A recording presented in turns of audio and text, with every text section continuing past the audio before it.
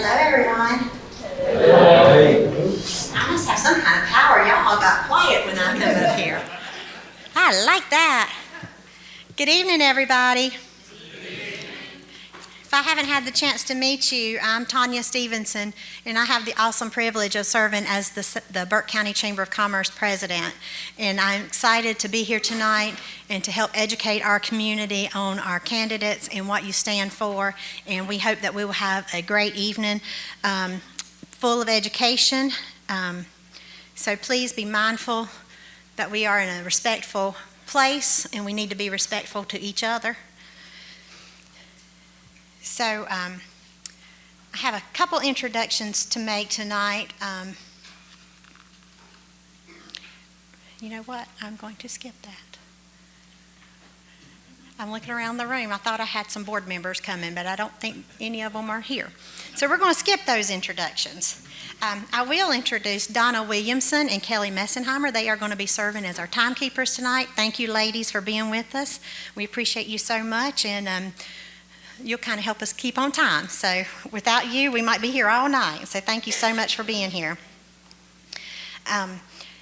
This will be aired on Compass Cable over the next few weeks. They'll be airing it a couple of times throughout the week. So if you know anybody who wasn't able to join us tonight, just let them know to catch it on Compass Cable. Probably sometime early to mid next week, we will have it on the Chamber's YouTube channel as well, so you can tell people to catch it there if they were unable to be here tonight. In the interest of time, if you are a candidate and you're not already sitting in these first 3 rows, if I'd ask you now to please come to the first 3 rows. That way it just helps us to stay on time with the moving of the candidates. I want to say a huge appreciation to the staff, the team here at Western Piedmont Community College who helped make tonight possible. If you know Stacy Scholler, please let her know thank you. Dr. Joel Welch, we always appreciate his hospitality. You'll meet Susan Burley here in a minute, who has done a tremendous amount for this tonight.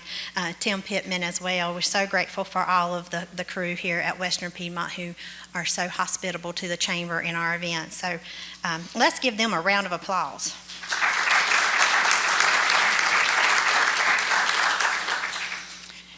So if any of you know anything about the Chamber of Commerce and our world, nothing happens without good investors.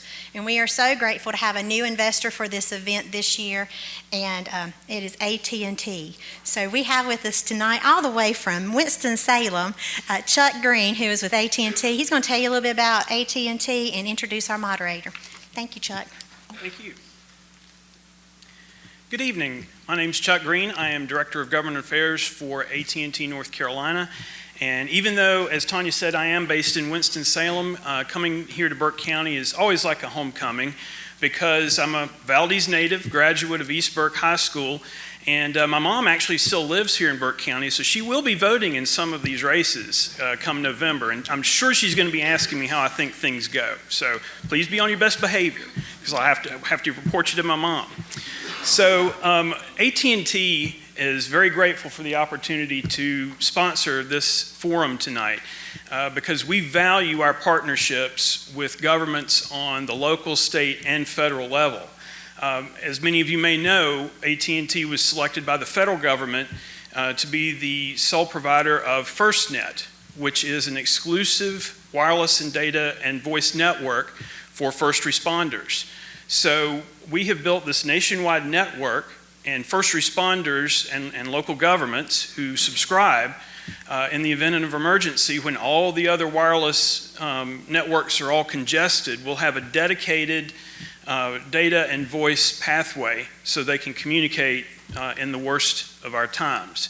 Also, the State 911 Board here in North Carolina has selected AT&T to be the sole provider of next generation 911 networks. So we have built a redundant, self-healing fiber optic cable network that connects every single 911 center in the state, including the one here in Burke County. In the event a PSAP or a 911 center is no longer able to answer 911 calls, the network will automatically recognize that there's a problem and send it to another 911 center so that no calls go unanswered. And lastly, we're very excited about our opportunities to partner with state and local governments on broadband expansion and closing the digital divide. This is one of the most important issues, as you all well know, facing our nation today. We actually did put in an application for broadband funding here in Burke County. Unfortunately, it was not selected for funding, but we're not going to give up. Burke County is very important to us, and we look forward to working with all the governments here as well as the state government in the future. So with that, I again appreciate the opportunity to be here tonight, and I'm going to introduce our moderator as soon as I put on my glasses.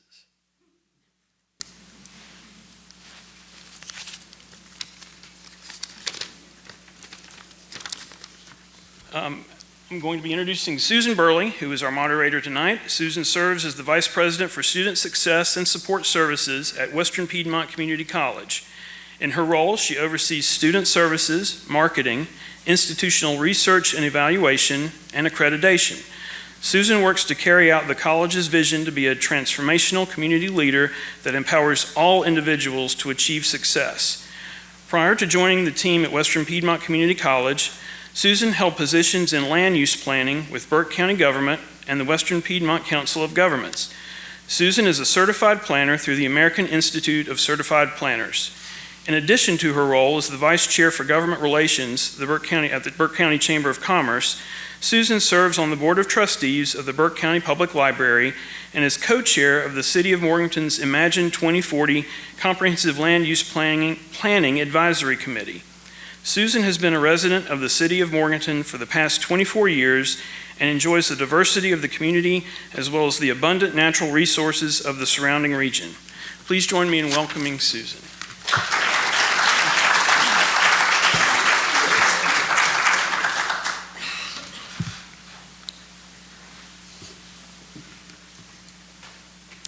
Good evening and welcome to Leviton Auditorium on the campus of Western Piedmont Community College. We're excited to be hosting the evening's event and hope that you will return to campus soon.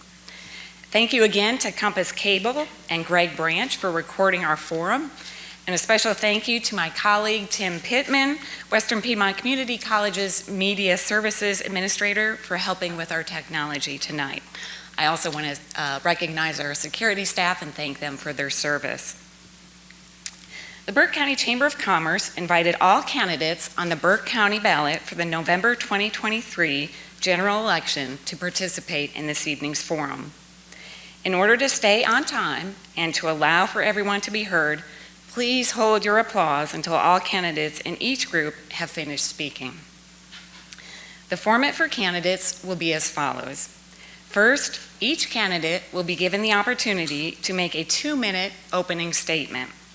If a candidate does not have a challenger present, they will give a 3-minute statement and there will be no additional questions.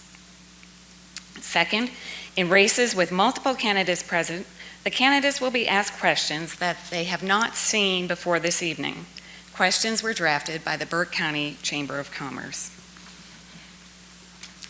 In the interest of fairness, I will be rotating the order of questions so that the order in which candidates respond also rotates.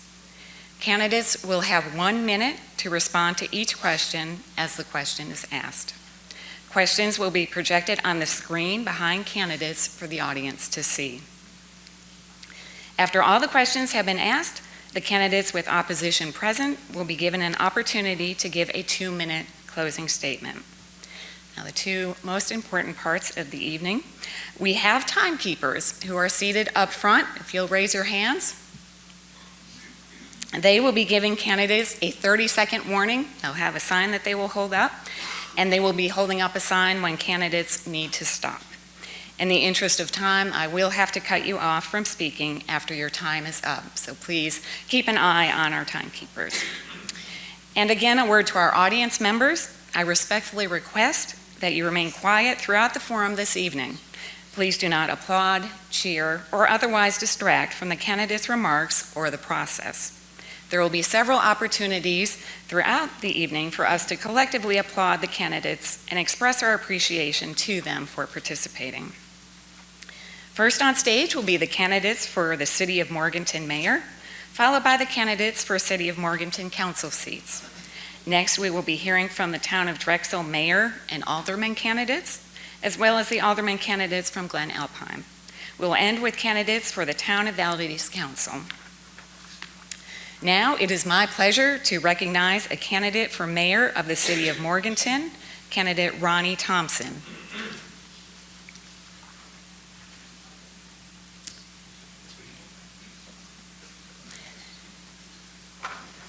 And candidate Thompson, you will have a 3-minute statement.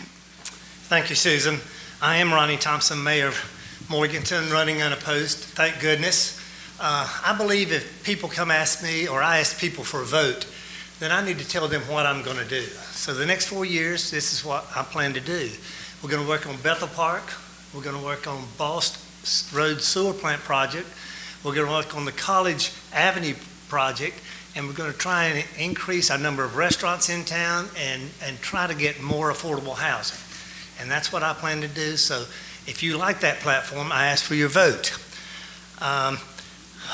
It really is nice not to have anybody run against you, but it concerns me in politics that people ask for your vote and you don't know what they're going to do. When I was a county commissioner, and I believe we have a former county commissioner in the crowd, Mr. Jackman, they'd always come to us, Jimmy, and say, you need to lower my taxes. You need to lower my county taxes.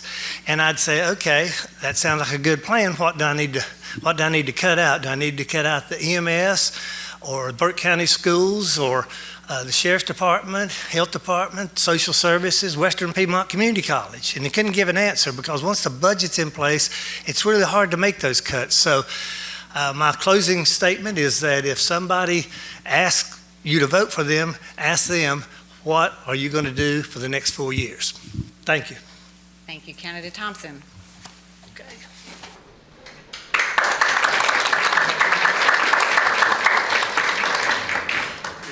Next, I would like to welcome a candidate for the City of Morganton, Council Member District 1, candidate Butch McSwain.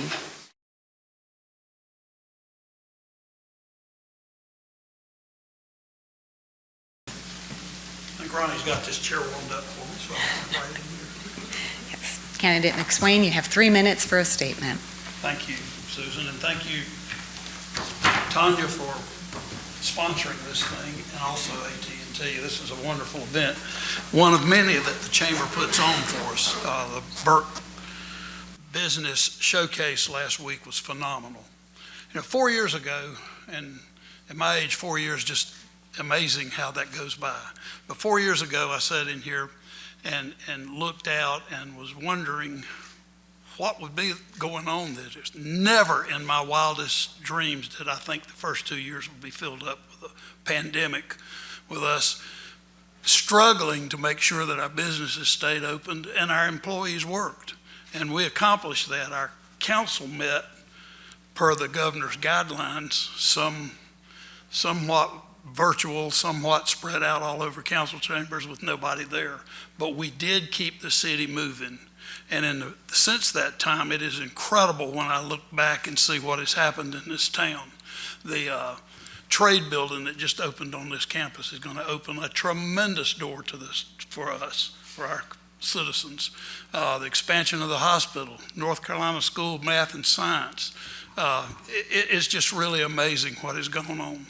One of the things that I'm proudest of is that during that time, we worked hard to make sure that we accomplished and finished that courthouse square renovation. And that was, as you can imagine, a real gamble at the time when we didn't know how long we were going to be shut down. But it has proven to be one of the better things that we have done. I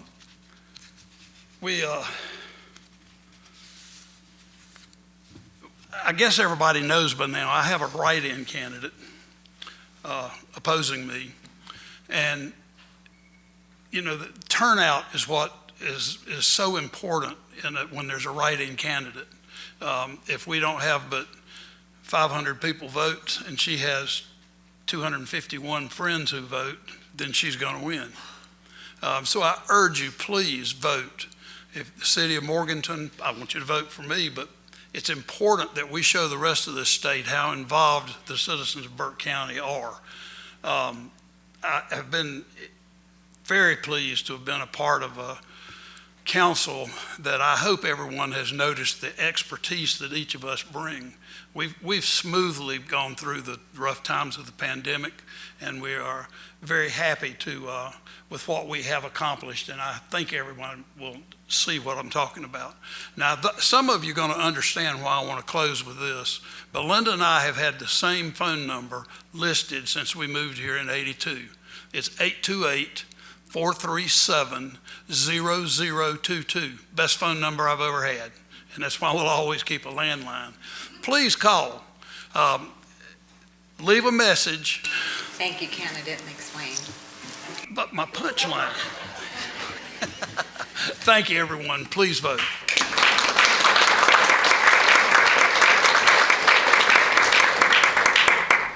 Next up, I'd like to welcome candidate for City of Morganton Council Member, District 2, Chris Jernigan. Thank you, Susan, Tanya. Thank you all for coming out tonight. 4 years ago, the citizens of Morganton honored me with their trust by allowing me to serve in this prestigious office.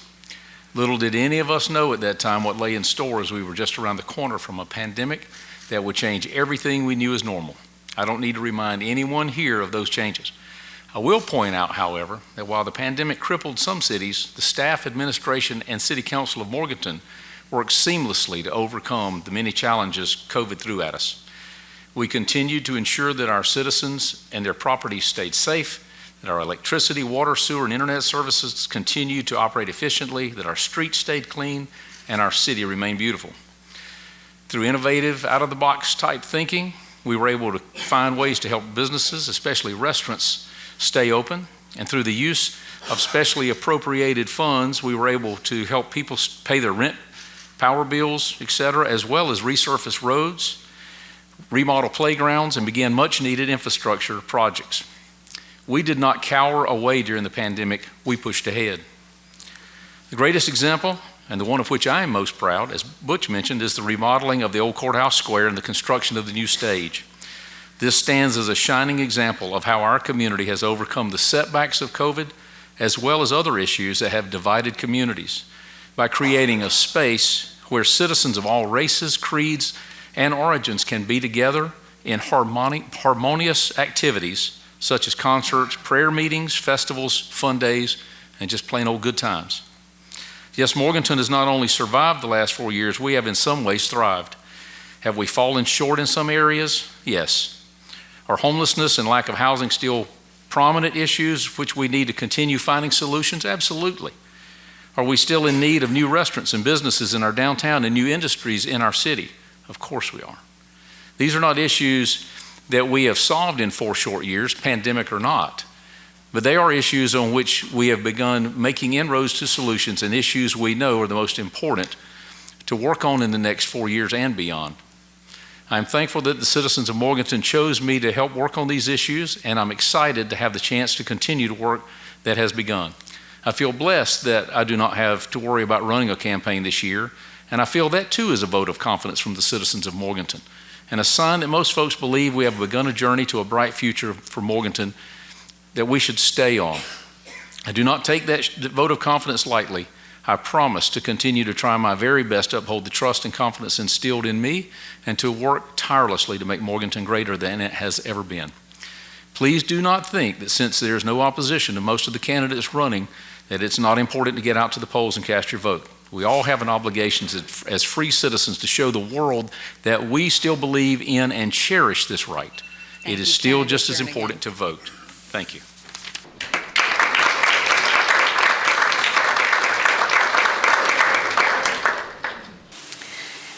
Next, I would like to welcome to the front a candidate for mayor of the town of Drexel, Dennis A. Anthony.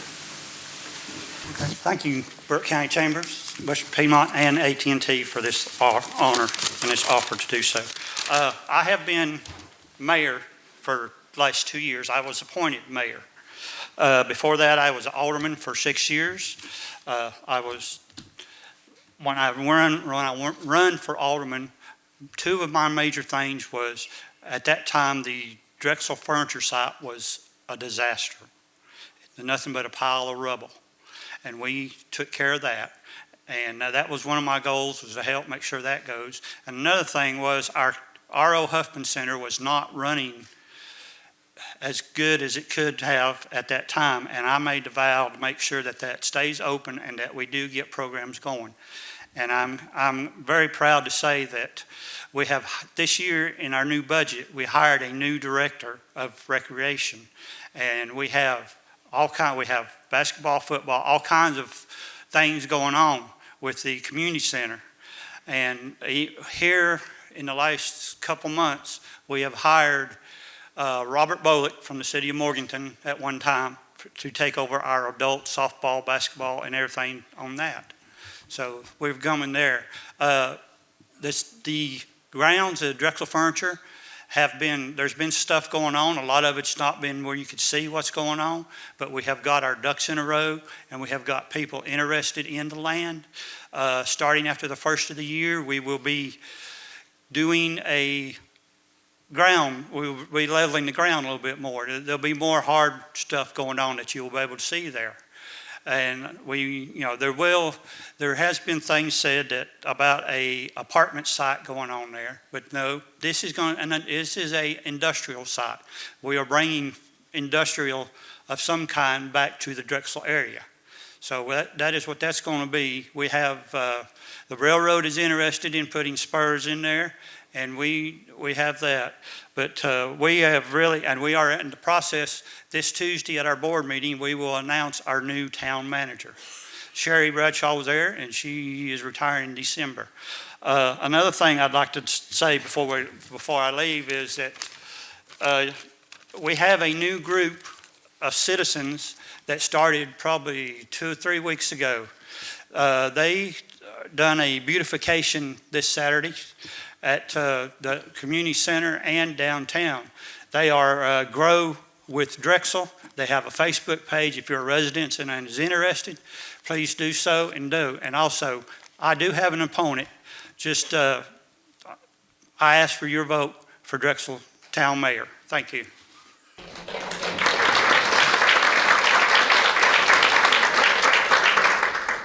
Next up, I would like to welcome to the front candidates for the Town of Drexel Alderman, Scott Coe, Alan Reed, and Chelsea Suttles. We will begin with a 2-minute opening statement from each candidate. And again, the timekeepers will warn you at 1 minute and at 30 seconds. So we will begin with candidate Coe, a 2-minute opening statement. Thank you, everybody. It's great to be here. Thank you, Chamber and Western Piedmont, for having us here tonight. Just a little history about myself. I'm probably the least known. I'm Scott Coe. I've lived in Drexel for 22 years. My wife, Beth, is a Burke County girl. And we've got 3 children, 6 grandchildren.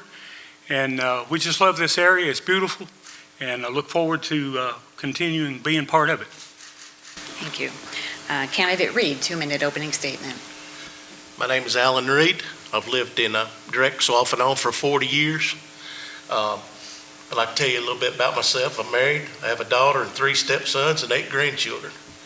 I'm retired from the NCDPS for almost 31 years in corrections. I've served on the board for 8 years in the past, 21 years as a volunteer fireman and first responder.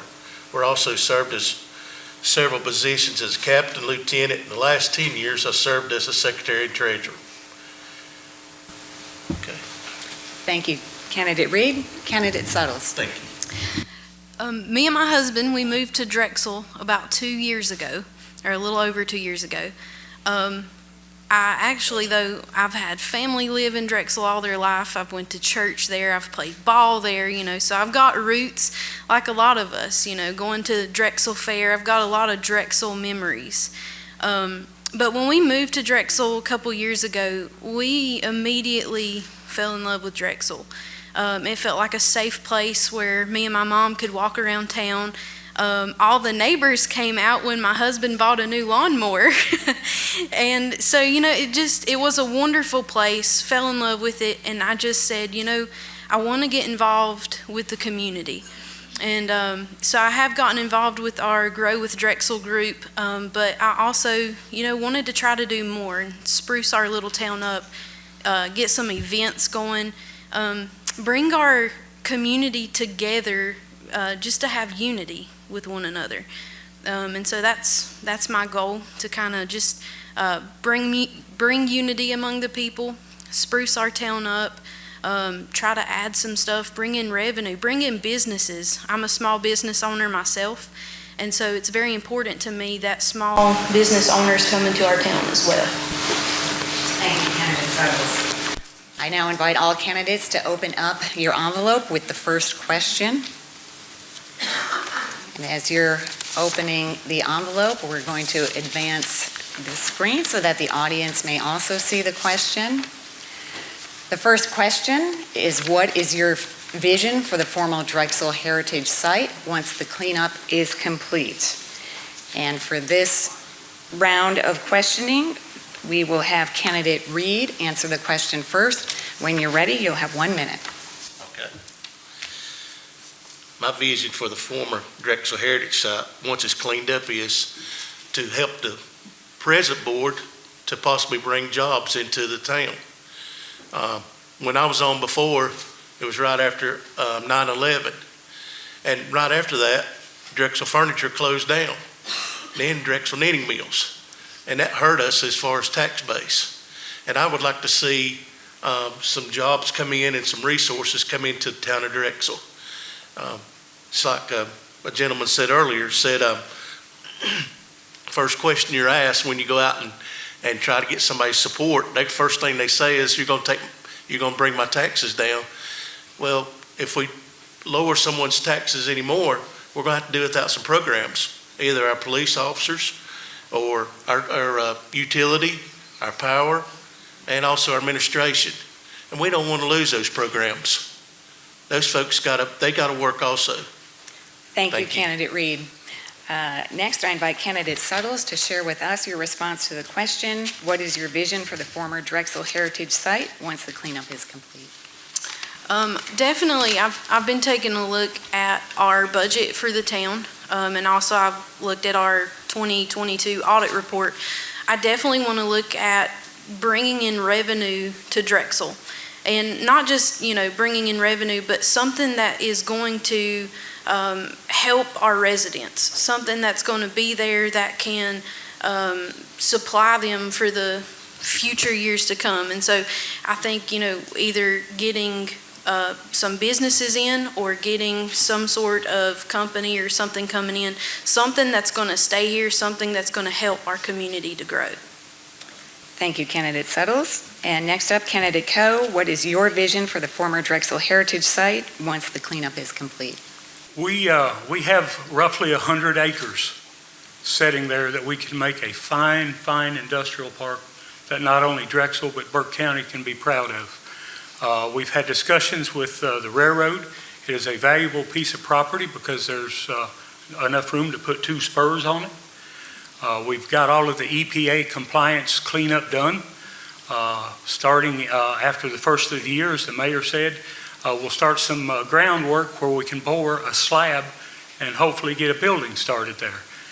We need the revenue in Drexel for the tax base and the infrastructure to continue on with the plans for growth that we have. Thank you. Thank you, Candidate Coe. I now invite all candidates to open your envelope with the second question.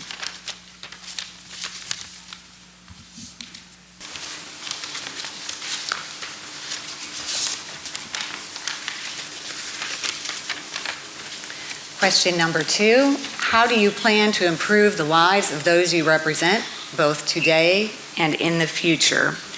And for this round of questioning, we will begin with Candidate Suttles, please. 1 minute. So to help with our residents, one thing that I would definitely like to see is I would love to see some more programs for our youth, programs, events, even, maybe a festival or something like that can bring our citizens together. And again, I'm all about unity. So I definitely want to have something at all times going on in Drexel that gives our residents something to do, especially our kids, keeping them out of trouble. Also, I would love to provide some resources, for families that are struggling. There's all kinds of programs and things that Burke County has that can help residents. And so I would love to also provide those resources for them.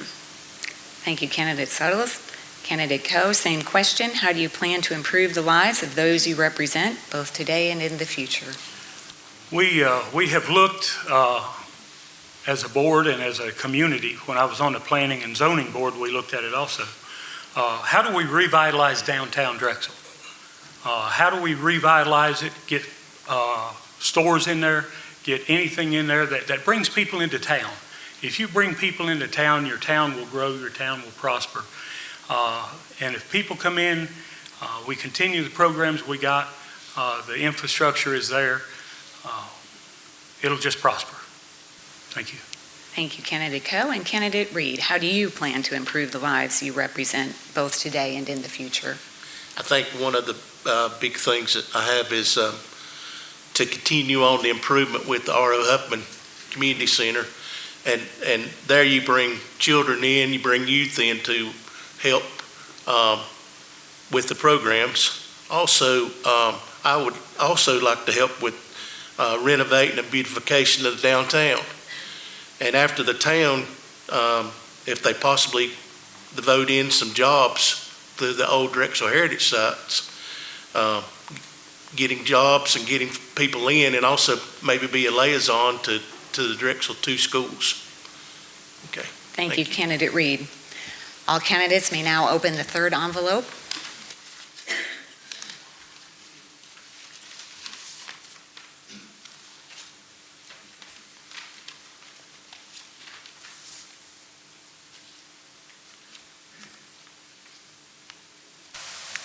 Question number 3, how will you support existing businesses in Drexel while also recruiting new businesses and services for residents?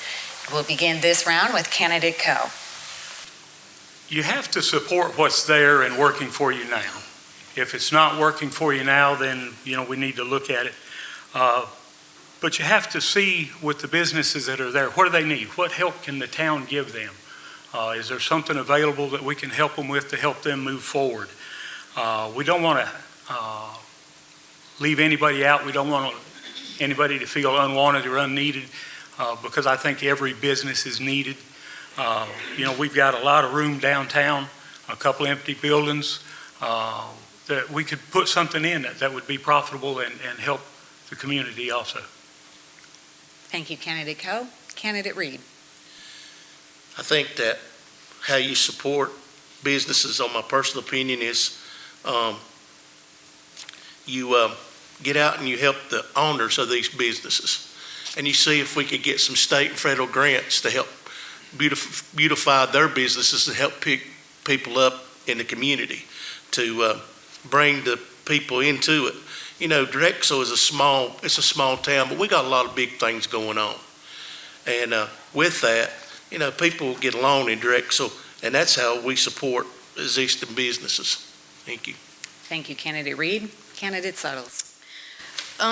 So one thing for keeping businesses that's there, I think we definitely need some added curb appeal. All of our downtown buildings, they need to be revitalized.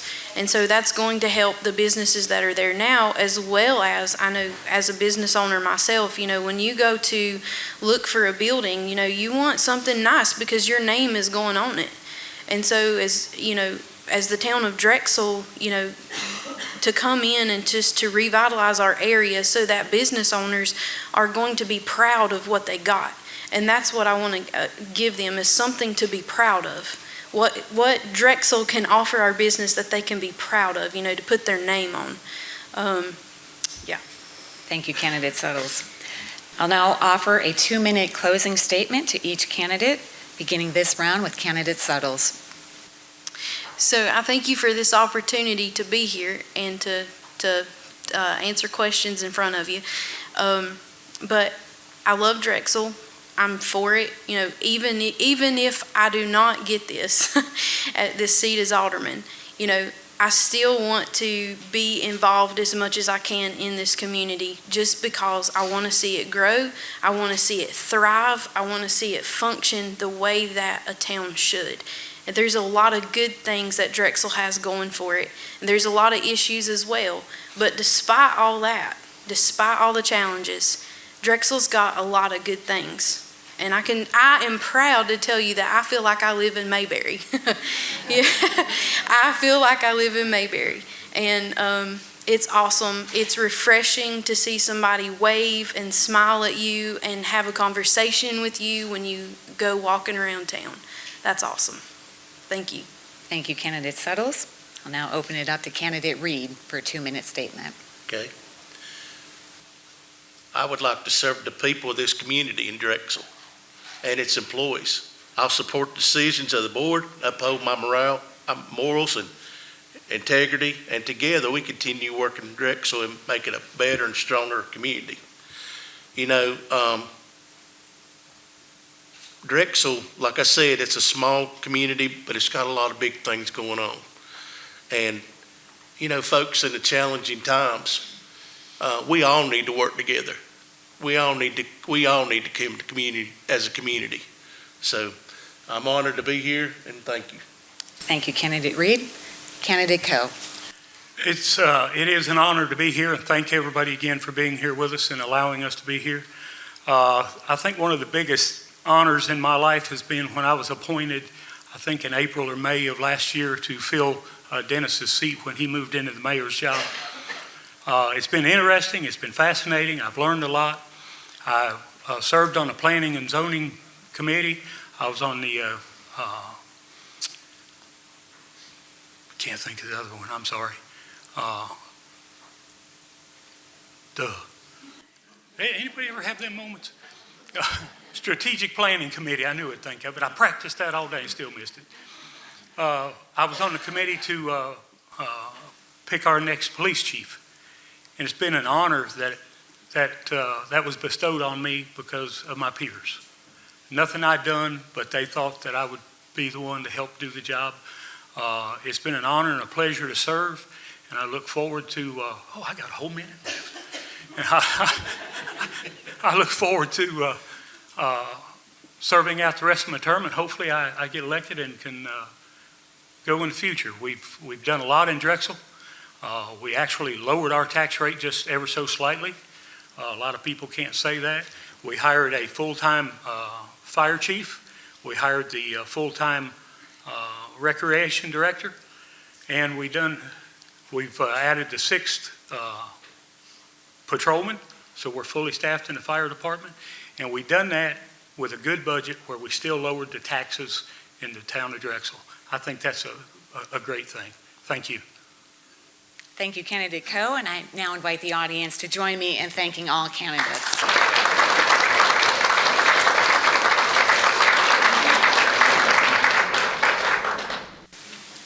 Next up, I would like to welcome to the floor 2 of the candidates for the town of Glen Alpine Alderman, Reed Scott and Angela Marlowe. Welcome, candidates. We'll begin with 2-minute opening statements from each of you.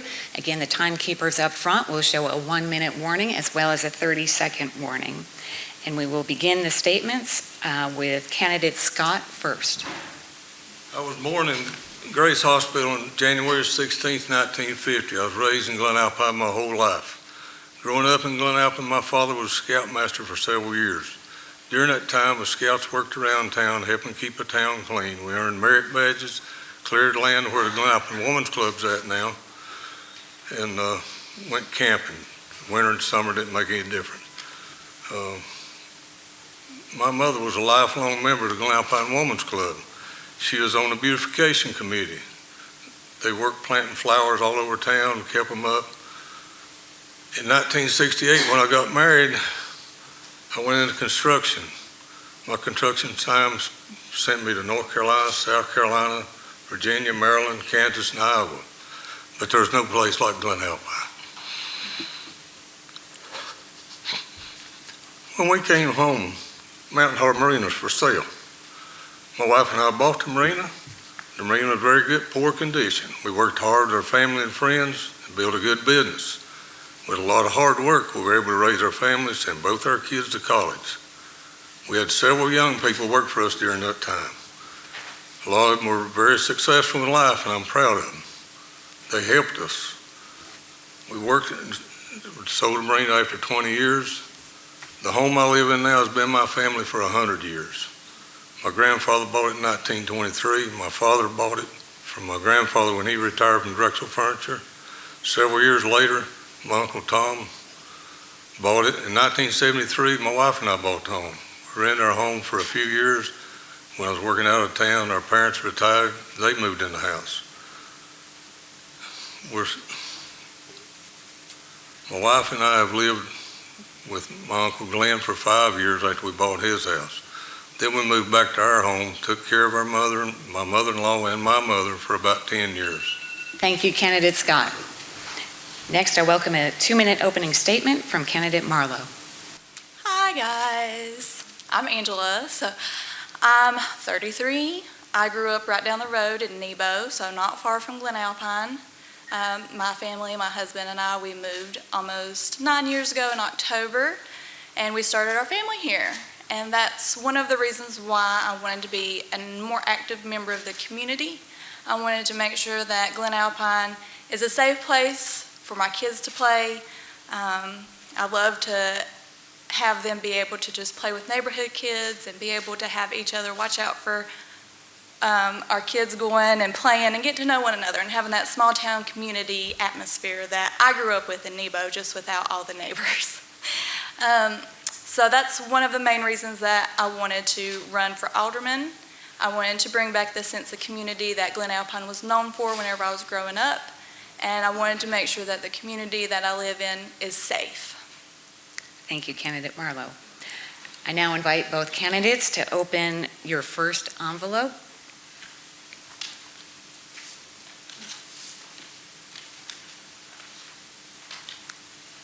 The question, how do you plan to improve the lives of those you represent, both today and in the future? We'll begin this round with Candidate Marlowe. I would love to improve the lives of the community of Glen Alpine by, again, bringing back the community aspect of Glen Alpine. We used to have festivals and rides and all kinds of stuff that my family would come to Glen Alpine for. And over the years, we may have lost that a little bit, that sense of town community. And I would love to see that represented in our town going forward. We have new people coming in a lot. Our demographic has changed just a little bit to where families are coming in, and being able to offer that small town festival fun atmosphere that's safe for them to enjoy is what I would like to bring in the most. Thank you, Candidate Marlowe. Candidate Scott. The one thing we need to do to improve the lives of the people there is cut their taxes. We've got people live on one Social Security check. They're barely getting by now. For families wasn't helping them, they probably wouldn't get by. Glen Alpine's spending money crazy, and we need one patrol car. We bought 2. We got employees that don't do their job, and that costs a lot of money to pay people to do nothing. And the old people, we need to get out and visit and see them more, spend time with them. You keep talking about the safety of the town. Well, it's always been safe. Glen Alpine is one of the safest places in the county, in the whole state. And I'm proud of it, but I'm not proud of the way they waste all this money. Thank you, Candidate Scott. Candidates may now open envelope number 2.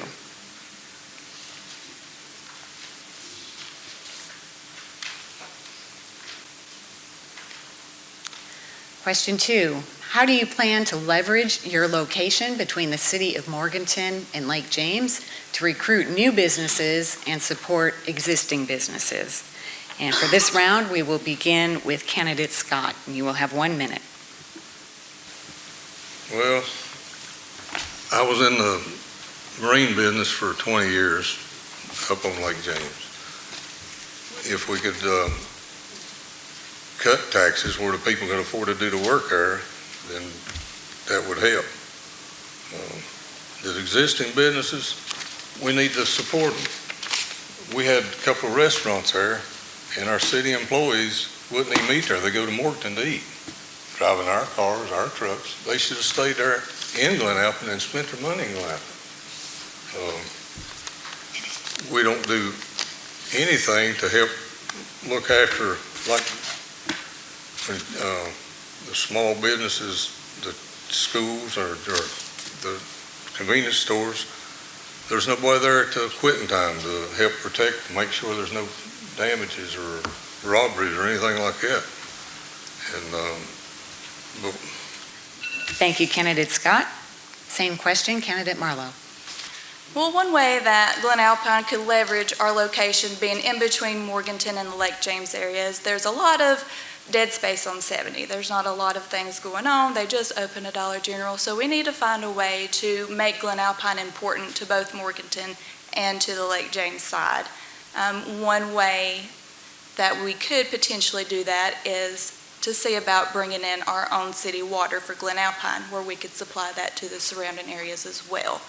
And then for new businesses and existing businesses, we need people to know that Glen Alpine is open. We need to know that we've got people there that we want you to come see us. We want you to come enjoy the small town that we have and the small businesses that we have. And we want to reach out to the communities around us and let you know that we're there so that you can come and have a good time in Glen Alpine, where you're safe and where you will have fun. Thank you, Candidate Marlowe. Both candidates, you may now open envelope 3.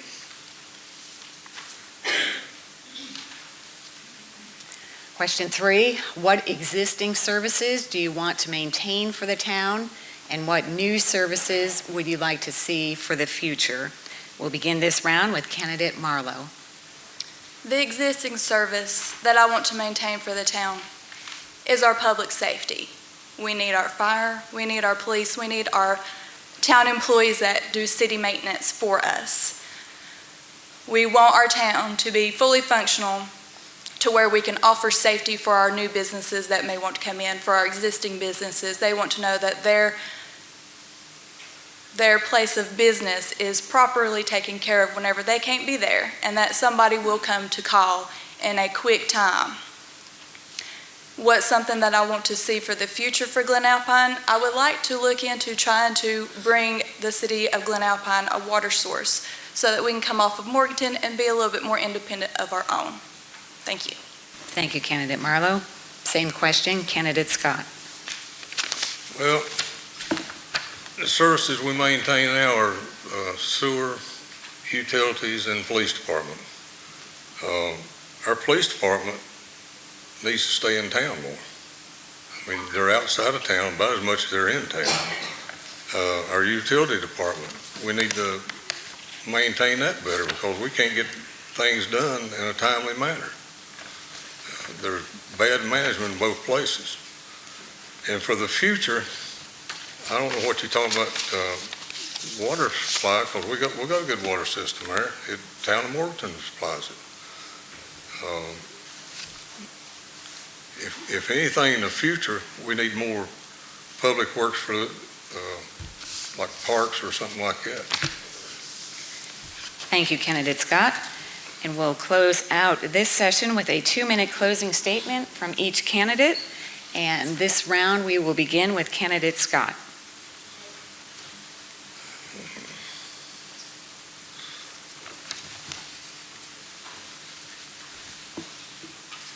Our government tries to influence our citizens by using comments on Facebook by people that don't even live in the town.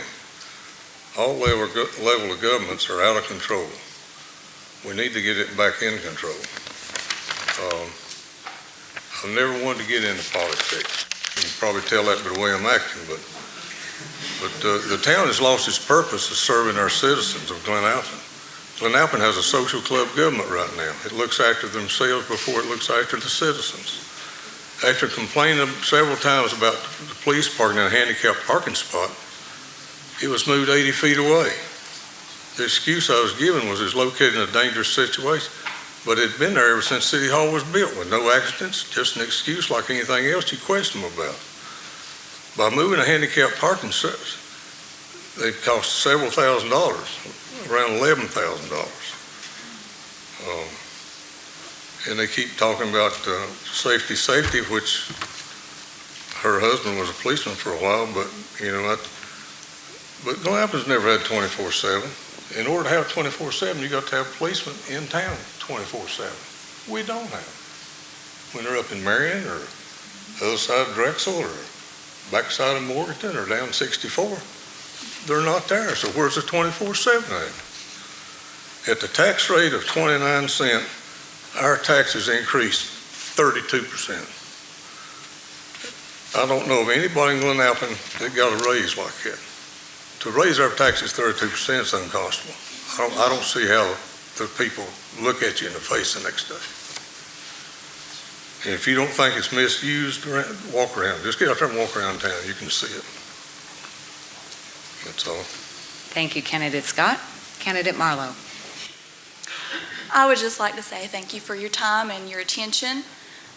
My biggest reason for doing all this was to bring a voice to a population in Glen Alpine that has seemed to be unrepresented than the present and the past boards that we have had. We don't have as many small family with young children represented on our board. I wanted to give that population of Glen Alpine a voice that they could use, some new ideas to come in. I'm more than happy to research things, find grants, find anything that I can to help the town of Glen Alpine improve itself, offer what they can for their town employees, and actually be competitive along to keep the good people that we have there. So that is my main reason for running, and I appreciate your time. Thank you. Thank you, Candidate Marlowe, and I now invite the audience to join me in thanking both candidates.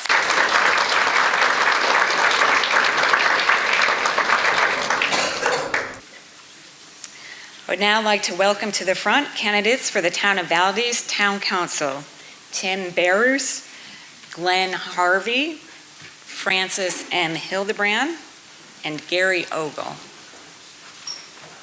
Tim Skidmore, Heather Ward.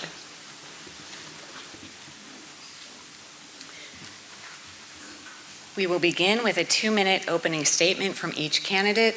Candidates, I remind you to watch for the cues from our timekeepers. During this first round, they will give you a cue at 1 minute as well as at 30 seconds. And again, I will have to cut you off when the time is up. So we will begin with Candidate Bearers' 2-minute opening statement. Yes, ma'am. Thank you. Thank you to the Burke County Chamber of Commerce for sponsoring this, and thank you Western Piedmont Community College for hosting this forum. Thank you, citizens, for your attendance as well. As a former alumni of Western Piedmont, go Pioneers. As with a lot of teenagers, trying to find your way at a young age can be a rather adventurous time in one's life. Not totally sure what I wanted or what my true identity was at this time, I decided to leave Western Piedmont school after 1 year and join the United States Army and become a part of a cohort unit that would lead me to the 25th Infantry Division. Being in the infantry was tough and very dangerous. The training and some of the missions that we were tasked with are events I will never forget. No one would ever be able to forget the memories of the danger, struggle, and death that soldiers have to face. However, it helped me reflect and learn the importance of honoring your commitment, supporting your team, protecting one another, and putting others before yourself. Most of these examples were displayed to be by my parents, extended family, as well as my heritage. As a fifth-generation Waldensian, I have been blessed to have been born, raised, and live in the charming community and town of Valdez. It is also fulfilling to be called a Burke County native and call the great state of North Carolina my home. Why do I mention these things, one may ask? Well, because I truly believe that it is and was a distinguished honor to have served my hometown, county, state, and country with over 33 years of combined service. Service is a legacy for the Barrows family. Serving the families and children that make up our majestic county and town has been what we were called to do. Western Piedmont Community College provided me with a jump start for my career, and I'm hoping tonight that it will be a jump start for the future of Valdez. Thank you. Thank you, Candidate Bearers. Candidate Harvey. Good evening, Valdez friends and neighbors. I'm Glenn Harvey, a candidate for the Valdez Town Council, representing Ward 1 for 2 years to complete the term of Andy Thompson, who resigned last September. In Valdez, all residents will vote for all three candidates regardless of where you live, so you all please vote for me. I'll bring a new level of management and construction experience to the council. These are experiences that are critical in the decisions Valdez will be facing. Valdez citizens must be given a voice in deciding the future of our town, just as the thousands of members I served determined the direction of the associations I managed. Valdez citizens will receive even better services while costs are controlled, as my association members did when I was managing their diverse multi-million-dollar businesses. Two recent council actions must be rolled back to save our town and to help hundreds of citizens who are living and struggling on fixed incomes. In March, the council voted to take our long-term debt to over $24 million. Then in June, the council adopted the highest tax rate of any Burke County town. Politicians asked the question, how can you roll back a tax hike without cutting services? Business people or anybody who's managed a major project will say, well, first you start by cutting waste. Let me give you just one example. This fall, Valdez is paying a contractor $45,000 to manage a contractor. Now that is not only silly, it's wasteful. That $45,000 is more than 10% of the tax dollars raised by the 2023 tax hike that we just experienced. In the past, all paving was managed by the staff, and the employees who managed a larger paving job just 2 and 3 years ago are still on the staff. In conclusion, let me just say, a vote for me will be a vote to remove waste, to reduce waste, taxes, and debt, a vote to improve all services that citizens want and need, a vote for transparency and governance. Thank you, Candidate Harvey. Next up will be Candidate Hildebrand. Good evening, everyone. Thank you for hosting this Chamber of Commerce and Western Piedmont Community College. My name is Frances Hildebrand, and I'm running for re-election to the Valdez Town Council. I have lived in Valdez over 50 years, and I love this community. I've raised my family here, and I'm proud of the progress that we have made together. I am a confident and independent representative with a proven track record of service. I have proudly served on the Town Council for 12 years, including 2 years as Mayor Pro Tem. I have also 32 years of experience in city and county government. I'm running for re-election because I believe that Valdez is at a crossroads. We have the opportunity to continue our growth and prosperity while also preserving our unique character and charm. I'm committed to growth and diversity that enhances while preserving our downtown, our existing neighborhoods, and our natural amenities. I am also committed to maintain a safe place to live, work, and raise a family.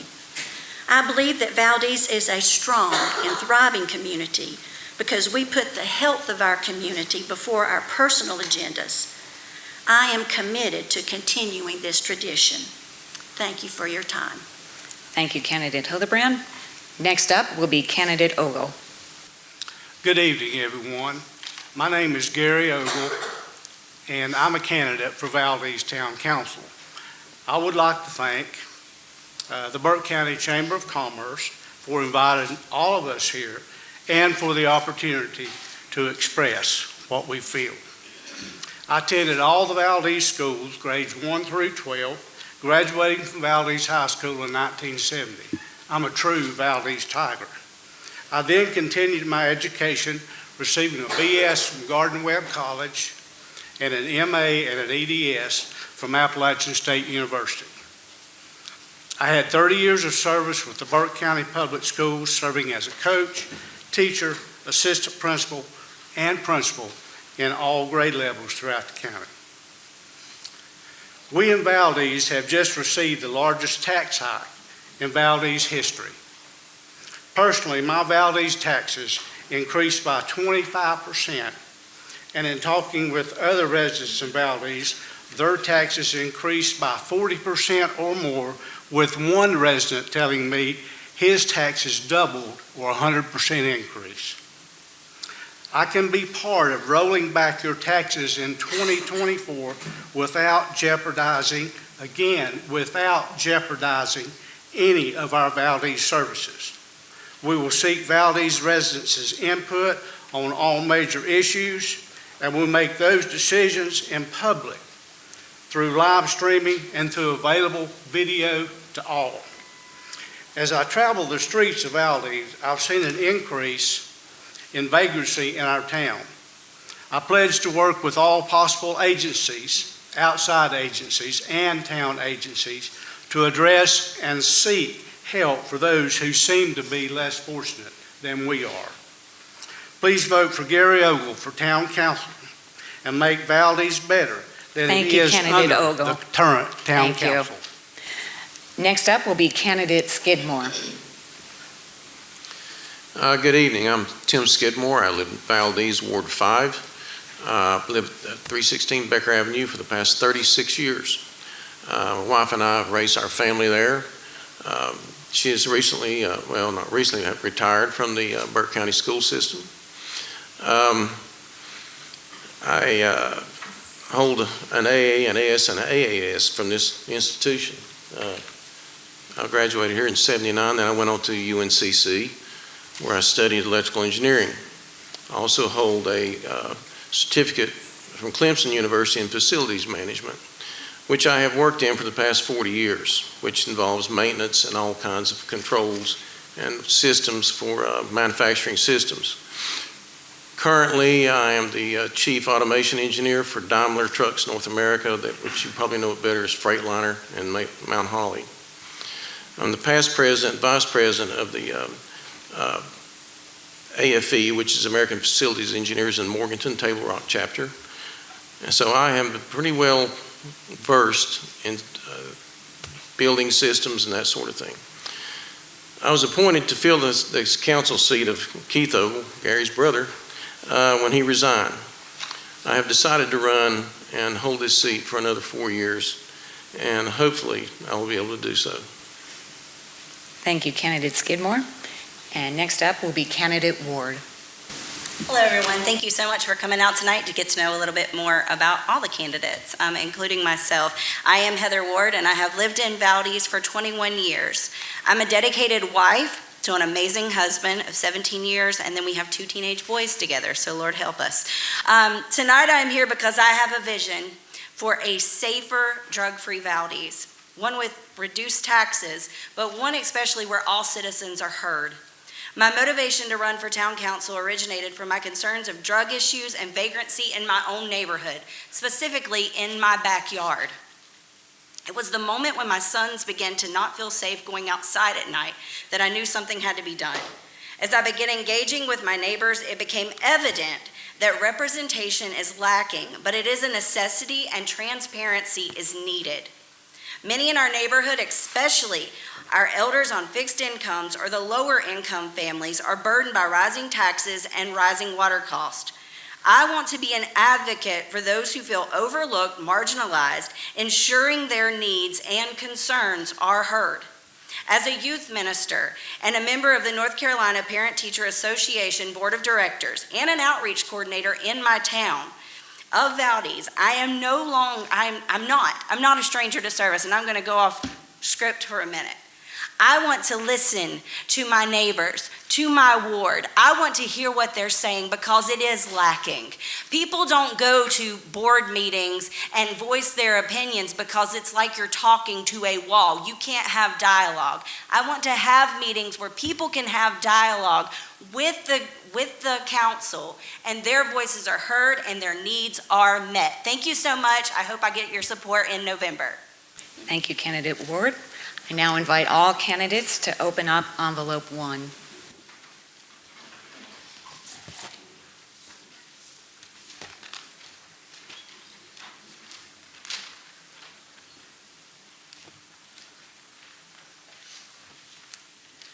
The first question: there has been much discussion about the tax rate in Valdez.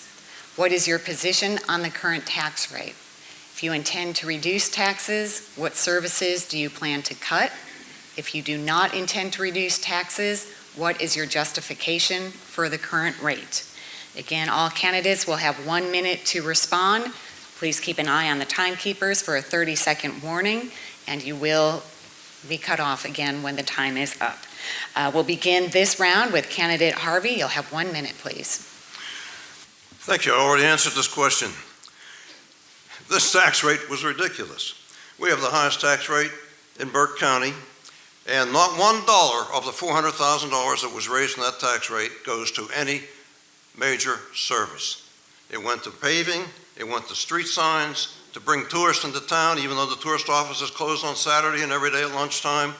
It's never, it went to raise the pay of part-time firemen for $1 an hour. The politicians always ask, how can you cut taxes without cutting services? Well, if the taxes don't pay for services, then you just reduce waste and you improve your services. It's that simple. Thank you, candidate Harvey. Candidate Hildebrand. Yes, thank you. Burke County conducted a property eval, and property went up.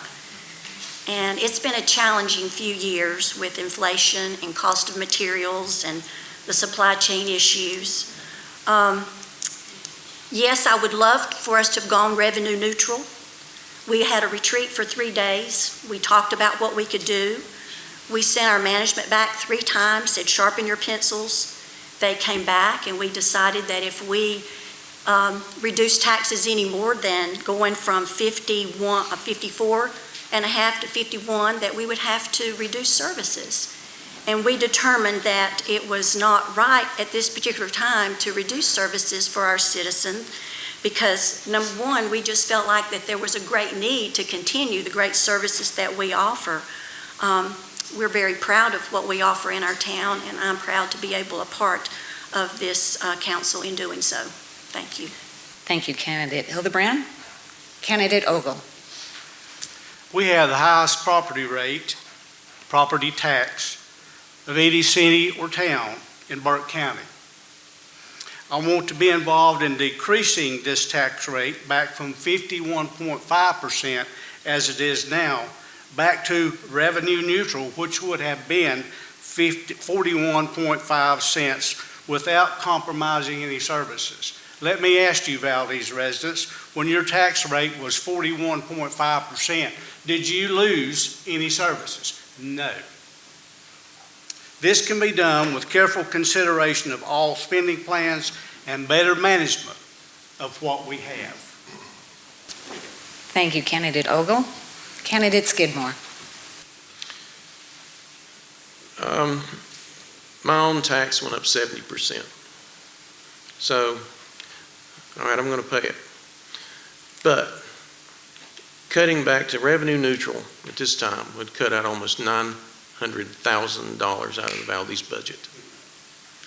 So something's going to have to give at that point. And we tried to split the difference. And we weren't happy with it. I certainly wasn't. But we cannot cut services to our town. Thank you, candidate Skidmore. Candidate Ward. I think this goes back to what I said originally. It is not even myself that needs to be heard at this time. It is the voices of the elderly and those who have lower incomes in our town who are screaming right now, saying, I'm having to choose between medicine and my tax bill. I am terrified of losing my home. If you will go listen to the citizens of Valdez, who may not be in such a well-to-do spot as some of us are, you will hear their voices saying, please do something. I don't know what the answers are. I haven't been in all the budget meetings. I've looked over the budget. There are things that I consider wasteful that I would like to see something done about, not the services. I live in Valdez. Any decision I make will affect me, believe it or not. It affects my kids, and I want my kids to have a home to come home to in a few years. Thank you, candidate Ward. Candidate Bearus. Yes, ma'am. Thank you. We had 2 days of full budget retreat, and we were kind of surprised that no citizens showed up. No one here showed up, and we gained like $394,000 in new revenue. The services that were paid for out of that was to keep our lifeguards and pay them more money, For volunteer firemen, we had to pay more for callbacks. Those are 2 services.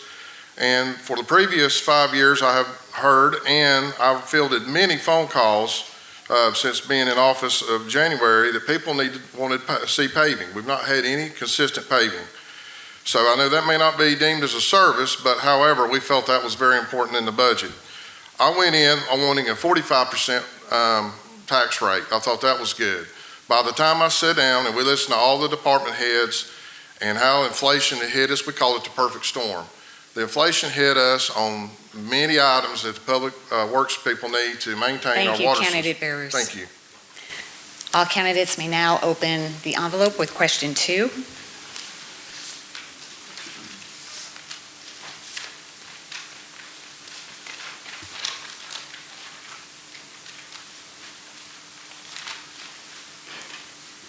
Question 2, in recent years, Valdez has seen recreational trails being developed.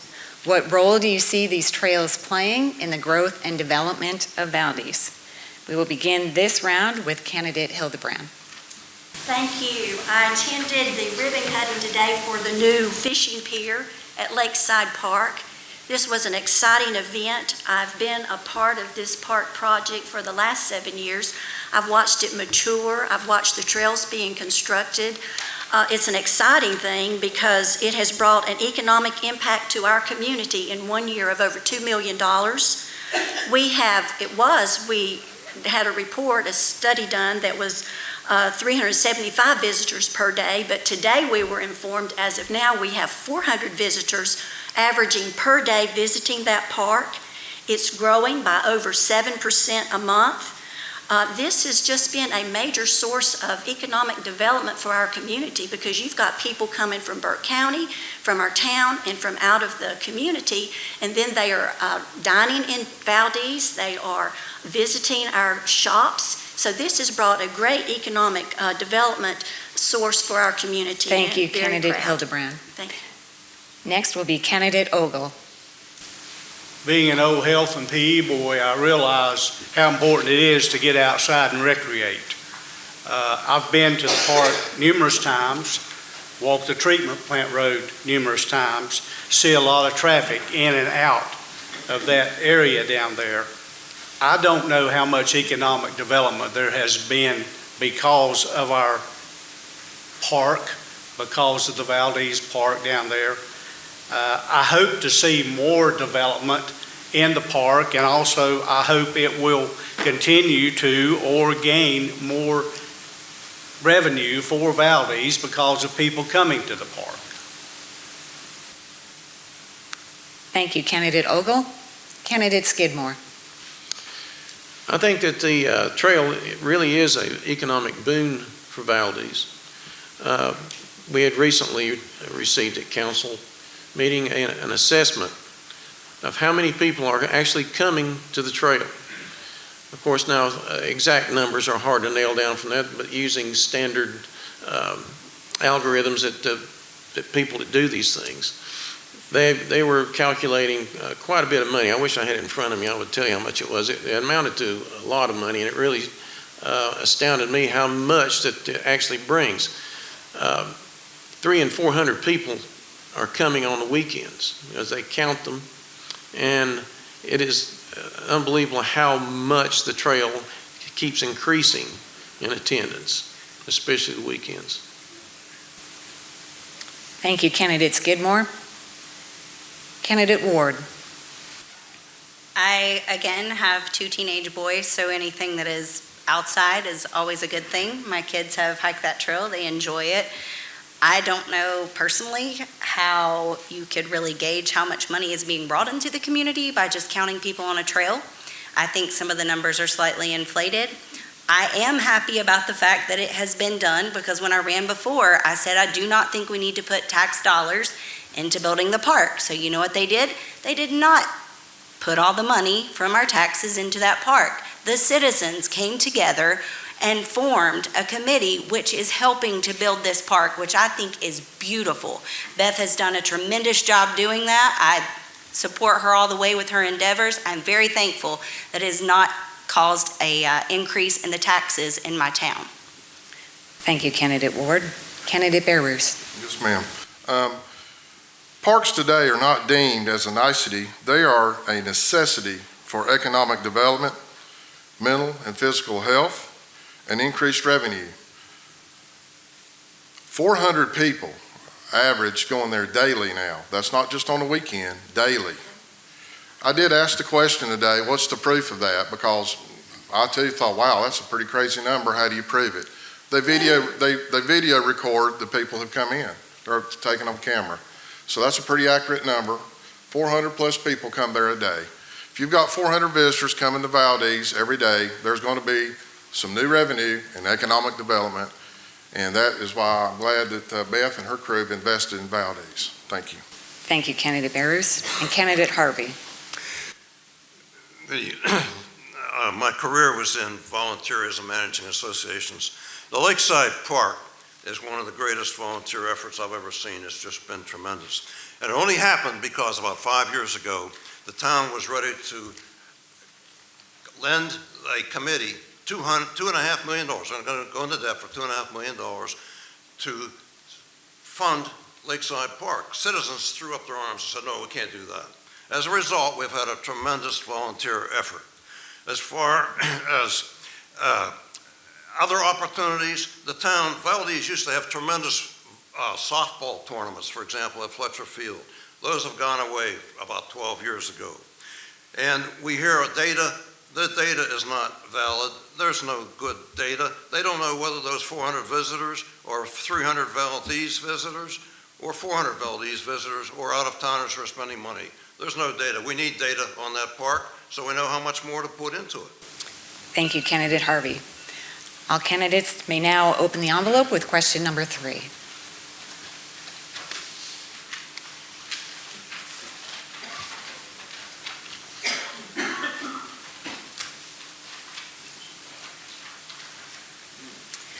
Question 3, how do you plan to improve the lives of those you represent, both today and in the future?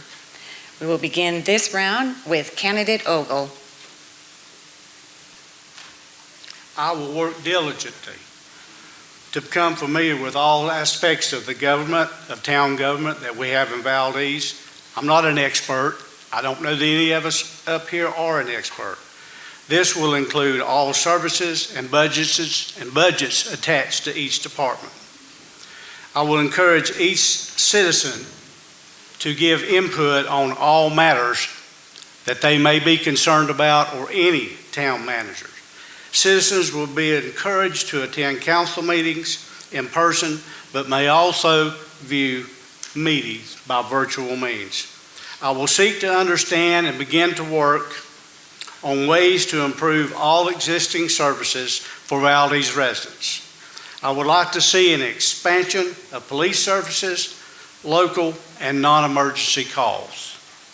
Thank you, Candidate Ogle. Candidate Skidmore.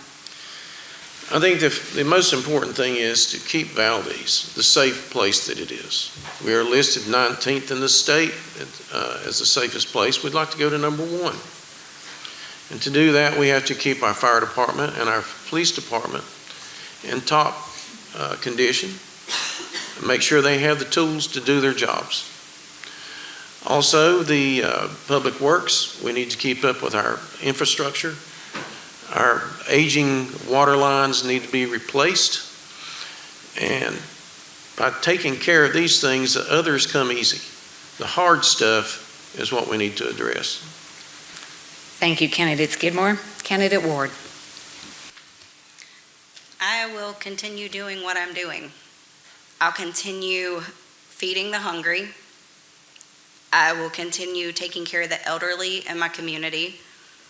I will continue advocating for the youth in our town because I've been doing that for the last almost 20 years. I've dealt with the youth especially who are going home to parents who are either too drunk or too high to be parents. If we don't bring something to our town for these people to keep them busy, we're going to see cycle after cycle of poverty, and we don't need that in Valdez. It was built on industry. We need more industry, and I want to work to see that come back to our town so people have something to be proud of again. Just like the Waldensians did when they came here and they built that town. They had something to be proud of, and it kept their kids out of trouble for the most part. I hear some of y'all had some issues, but I digress. But Thank you, I want to Candidate kid- Ward. Thank you. Candidate Bearers. Yes, ma'am. Moving forward, want to continue to invest in the future, maintain the high quality of services that we provide. Our aging water lines, as he mentioned before, that takes money to fix those things as inflation keeps rising. We're hoping that's going to level off. Keep working to find ways to improve our systems, such as we just received $7 million from the state for an interconnected waterway with Lenore that will hopefully will help us update our water system and also in the future help us lower our water rates, which has been a sign of contention, which I understand. Also, we will continue with transparency, like data for the park is online. Go to thetownofvaldez.com and it will tell you that the revenue that our Lakeside Park has brought to us. Thank you. Thank you, Candidate Bearers. Candidate Harvey. I've been driving around through town in my old pickup truck visiting hundreds of citizens, and two things have surprised me. One is you can draw a line north-south through Valdez, about through the middle of town, and the east side of town is totally different from the west side of town. On the west side of town, the streets are worse. Children on the west side of town have no way to get to the recreation center. That can be addressed. The other thing that has really surprised me is I can tell you where there are about 5 drug houses, crack houses that I learned about out in visiting people. They're all over town. Nobody seems to be doing anything about it. Those two things will make a huge difference to our town when we find out how to aggressively address them and serve the children, stop the drugs. Thank you, Candidate Harvey. Candidate Hildebrand.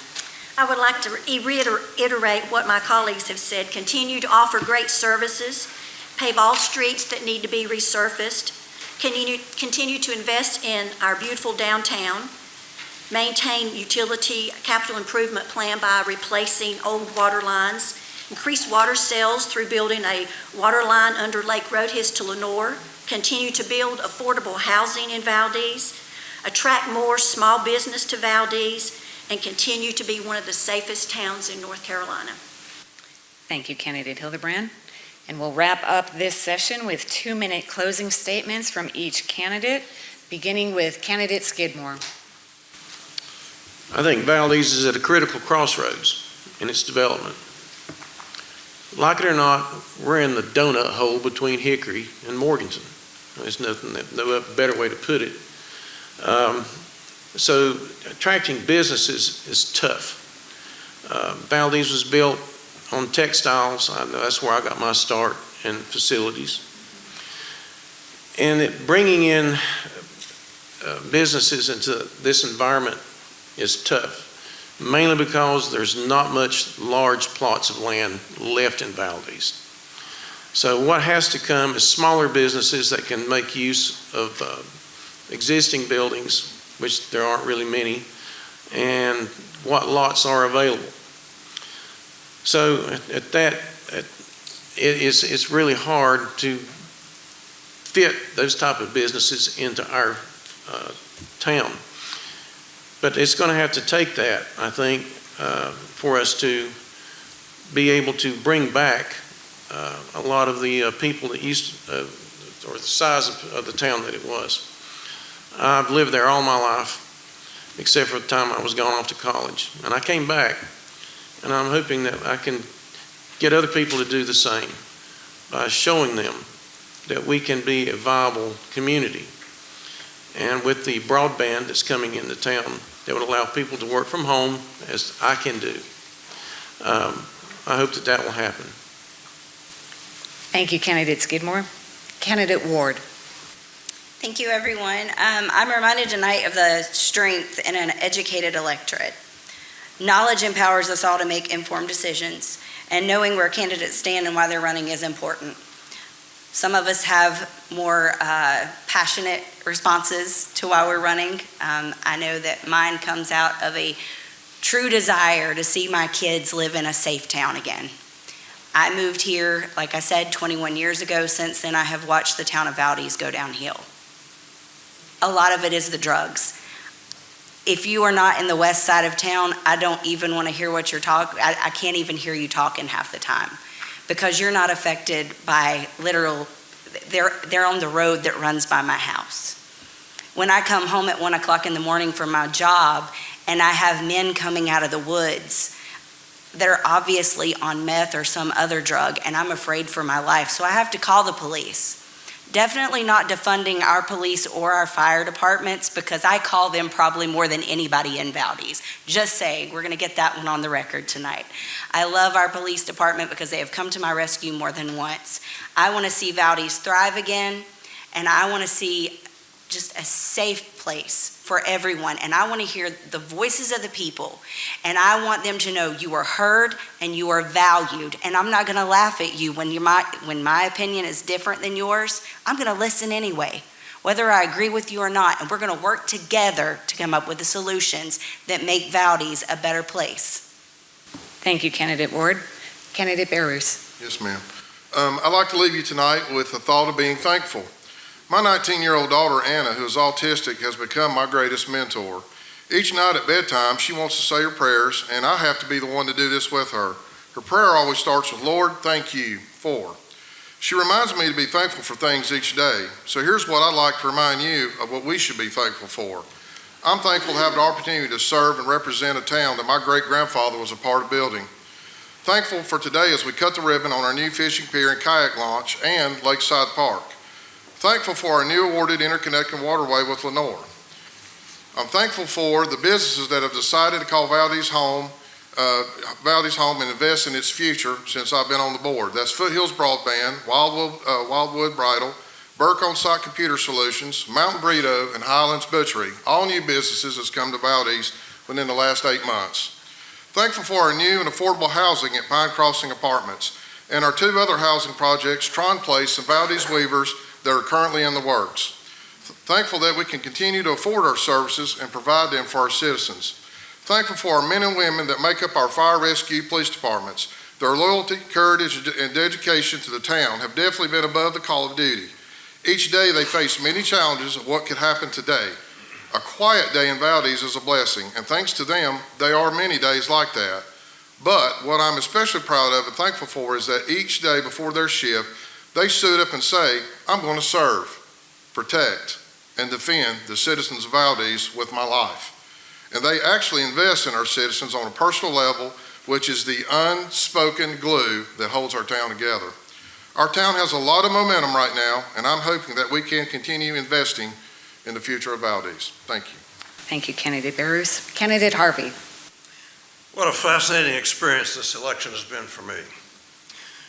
If my Irish shows a little bit, it's because I'd never been called a liar until the week I filed for election.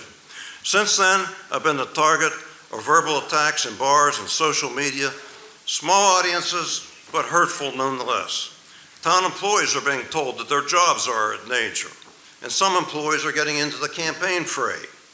The August council agenda included a state-required code of conduct for council members, but the mayor removed that from the agenda. The mayor and sitting council members have jumped into this campaign. They're not requiring the manager to enforce the personnel policy, which prohibits employees from using their positions of influence to sway local elections. Over the past couple of weeks, suggestions I made to the council 3, 4, and 5 years ago were twisted and turned into something totally false and absolutely different. The irony in those attacks is that while I was attending council meetings, offering suggestions on how to improve the town and paying thousands of dollars of property taxes, the candidate who published that spurious material was not a Valdez resident. He first moved to Valdez last October. Happily, though, the positives far outweigh the negatives. The positive feedback from visiting with hundreds of citizens is amazingly inspirational. Citizens thank me for listening to their concerns. They thank me for stepping up to work on their behalf and to serve the town. I will work tirelessly to help make Valdez even better than it is today. I will remind you once more that a vote for me is a vote to reduce waste, taxes, and debt. a vote to improve all services that citizens want and need, a vote for transparency and governance, and a vote to aggressively address the drug problems that I keep hearing about. Thank you, Candidate Harvey. Candidate Hildebrand. Thank you. I'm passionate about my community, and I take my leadership role seriously. I have worked hard to help maintain a financially viable town with good leadership and economic stability. My platform is to continue offering great services to our citizens, pave all streets in need of resurfacing, continue to invest in a beautiful town, maintain the utility capital improvement plan by replacing old water lines and building a water line under Lake Roadhead to Lenore, which will help offset the need to raise utility rates. These things will help attract more small businesses to Valdez and improve upon our quality of life to attract young families. Valdez is one of the safest towns in North Carolina, and we are the fastest growing town in Burke County. We have no available storefronts on Main Street. We are building affordable housing for the future. We have a 300-acre park 2 miles from downtown with walking, hiking, biking trails, a fishing pier, and a beautiful lake to enjoy. We also have over 400 lots available for developers to build their homes on the lake. As one citizen told us at a recent council meeting, if it ain't broke, don't fix it. And my friends, Valdez is not broken. It is a strong community with this amazing council, and we want to continue to move it forward. My name is Frances Hildebrand, and I ask for your vote. Thank you. Thank you, Candidate Hildebrand. Candidate Ogle. As a young boy growing up in Valdez, my dad would walk me to the community center and watch over me while I played in the kiddie pool. As time went by and I became a teenager, I would ride my bike to the gym, to swim, to learn how to play ping pong, to shoot pool, and to bowl. Oh, and let's not forget the sock hops after the Valdez Tiger win. The Valdez Community Center was a part of my life for many, many years. Why would I want to close the pool? No way. Too valuable to all the residents of Valdez. As life continued and we began to drive and date as we got a little bit older, and after taking our dates home, we would gather in front of the community center and talk over Friday night's game and where and when we were going to wash our car and maybe double date with someone tomorrow night. About midnight, Officer George Choney with the Valdez Police Department would come by and he would say, "All right, boys, time to go home." That was about midnight. "And Gary, you better go straight home. If you don't, I'm going to call Roy." What a service to our community and its citizens and its young citizens. Why would I want to defund the police? No way. What a great service they have provided for many years, and I hope many, many more years to come. As my life went on and my wife Debbie succumbed to cancer in 2012, during that year I had to call 911 numerous times to receive assistance with her care.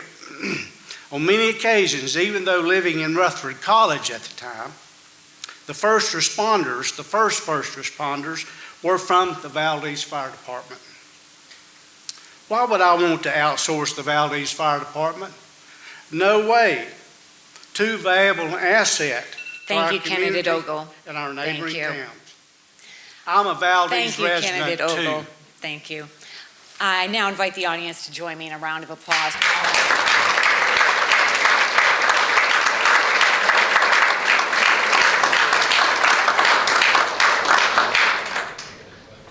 As the candidates are making their way back to their seats, I would just like to encourage everyone tonight to please vote in the election this November. And at this point, I'm going to turn it back over to Tanya for a few closing remarks. Thank you, Susan. Susan, on behalf of the Chamber, I'm so thankful to have you as our Chairman of Governmental Affairs. Guys, let's give Susan a round of applause for doing such a wonderful job. It's one of the greatest things. I get to work with some great people. Chuck, thank you so much for your support from AT&T. Let's give AT&T a round of applause. Again, I want to say thank you to Western Piedmont Community College, Dr. Joel Welch, his staff for hosting the forum, making it so easy on us. Tim Pittman back there, just such a great blessing for us, so thank you so much. I failed to mention episode 11 at the beginning. They have done a great job of giving us pictures, so there'll be lots of pictures, so keep an eye on Facebook or all of our social media next week, and we'll get those up. I also want to say thank you to Compass Cable. Again, if you know someone who wants to see the forum, it will be running on Compass Cable up until election night, and it'll be running 2 and 3 times a week, so there'll be plenty of opportunities to catch it. We will have it on our YouTube channel at the Chamber, so keep an eye out for that. Thank you again, Donna and Kelly. We couldn't do this without wonderful timekeepers, so thank you for that. If you enjoyed the food at the beginning, that's Copper Penny Lake Hickory Grill, so if you've not been out there and tried them yet, go try them out. On the back of your program is a full ballot for Burke County this year. I encourage you all to please get out and vote. Early voting starts October 19th, and of course, Election Day, November 7th. So please, that's the best, one of the best blessings of being an American is we get to vote. So please make your voice heard through your votes. Thank you all for your interest in the Candidates Forum, for being here tonight. Thank you for your support of the Chamber of Commerce, and we hope you have a wonderful and blessed evening.